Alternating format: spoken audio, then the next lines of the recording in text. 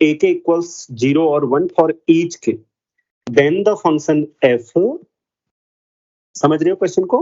सारी सीक्वेंसेस ले ली a1 a2 और a1 a2 0 या 1 ही होंगे, such that a k equals to 0 और 1 for each k, then हम डिफाइन करेंगे क्या, किसी सीक्वेंस को कहाँ भेज रहा है, देखो a1 a2, ये सीक्वेंस की इमेज क्या होगी, a1 over 10 plus a2 over 10 square dot dot dot, ठीक है। पूछा है सर्जेक्टिविटी के बारे में, ये थोड़ा सा मतलब बहुत आसान क्वेश्चन है अगर देखा जाए तो, रिप्रेजेंटेशन चेंज हुआ है और कुछ नहीं है, ओके। अगर आप किसी एलिमेंट को ऐसे लिखो या ऐसे लिख दो, फर्क क्या पड़ता है, और इसमें कुछ चेंज नहीं। हाँ, तो क्या बोला है, इस पर जाता है, इस सीरीज पर, और ये सीरीज हमेशा कन्वर्जेंट होगी। क्यों होगी, कोई बताएगा ये सीरीज कन्वर्जेंट, बताओ तो।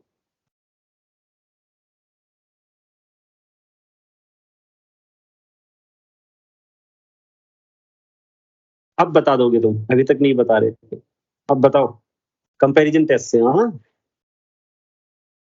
1/10 की पावर n से डोमिनेट होगी ना, तो ऑब्वियसली नॉट सर्जेक्टिव।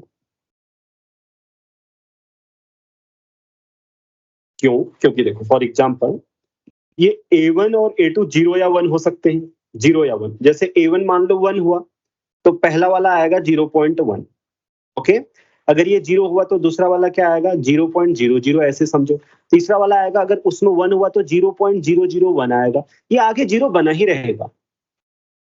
आ रही है समझ में बात, तो 3 को कभी नहीं ला सकते आप, ठीक।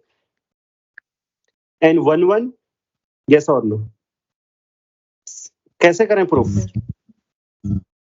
हाँ 1 1 तो है, हाँ 1 1 तो है ना। This is nothing but S क्या है, सेट ऑफ ऑल सीक्वेंसेस, ये भी तो वही है, मतलब ये क्या देगा आपको, इसमें कहाँ ऑन टू कहाँ होगा, ये 0 पॉइंट और जिसके डेसिमल के बाद क्या है 0 या 1 है, वहां पे ऑन टू हो जाएगा और कुछ नहीं आने वाला। तो 1 1 भी क्लियर है ना। चलो, S1 does not equal to S2, कोई दो एलिमेंट इक्वल नहीं है। मैं उल्टा प्रूफ करता हूँ 1 1, मुझे ये ज्यादा अच्छा लगता है कि दो को नॉन इक्वल लो, इमेज नॉन इक्वल दिखा दो। डिस्टिंक्ट एलिमेंट है, डिस्टिंक्ट एलिमेंट्स, क्योंकि माइंड में वैसे हम ज्यादा सोचते हैं ना।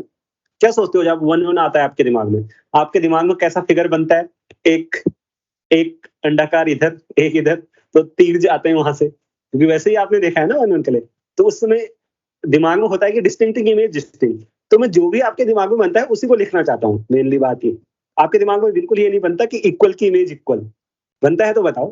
हाँ, बात दोनों इक्वल है, हालांकि बात अलग अलग नहीं है। आप ऐसी बात भी बना सकते हो कि इक्वल की इमेज इक्वल, बात दोनों एक है। Only equal elements have equal image, इसका मतलब ये होगा नॉन इक्वल की इमेज इक्वल नहीं हो सकती, जो भी तरीका आप अपनाओ। So not equal to S2, so there exist I such that AI,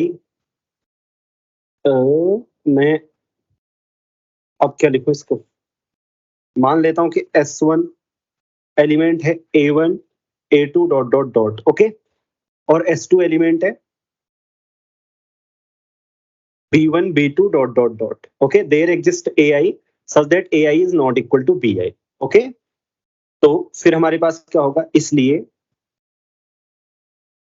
F A1 dot dot dot can not be equal to F B1 B2 dot dot dot, समझ रहे हो ना। क्योंकि ith प्लेस पे क्या आएगा, ये कैसा आएगा, 0.1 या 0 आ रहे हैं इसके बाद, तो वो ith प्लेस पे एक में 0 होगा, एक में 1 होगा, तो ith प्लेस पे डिस्टिंक्ट होंगे, तो फिर ये इक्वल नहीं हो सकते, राइट। समझ लो इस बात को, मैं जो कह रहा हूँ है ये आसान, अगर आप एक बार समझो तो। मैंने जैसे बोला ना, फंक्शन उन्होंने डिफाइन किया है, बस लिखने का ही तरीके में डिफरेंट है और कुछ नहीं है। कि जैसे आप किसी एलिमेंट को जिसके पॉइंट के बाद 0 या 1 आ रहे हैं, उसको एज ए सीक्वेंस लिखो या ऐसे लिखो, बात तो एक ही है, बस उसने एज ए सीक्वेंस लिखना और ऐसे लिखने में एक फंक्शन डिफाइन कर दिया। अगर ith वाला कोई दो एलिमेंट है आपके पास, सोचो, जिनमें ith टर्म एग्री नहीं कर रहे हैं। एग्री नहीं करने का मतलब एक में 0 होगा, एक में 1 होगा, तो वो एलिमेंट भी अनइक्वल हो जाएंगे ना फिर। तो इस तरीके से 20 वाला क्वेश्चन सॉल्व होगा। और आज पीएफआर का पार्ट 2 कंप्लीट हुआ। और पार्ट 3 से पहले इसमें जो भी डाउट होंगे 20 तक क्वेश्चंस के मुझे बता देना। कोई चीज समझ में नहीं आई हो, कोई मैंने होमवर्क दिया हो,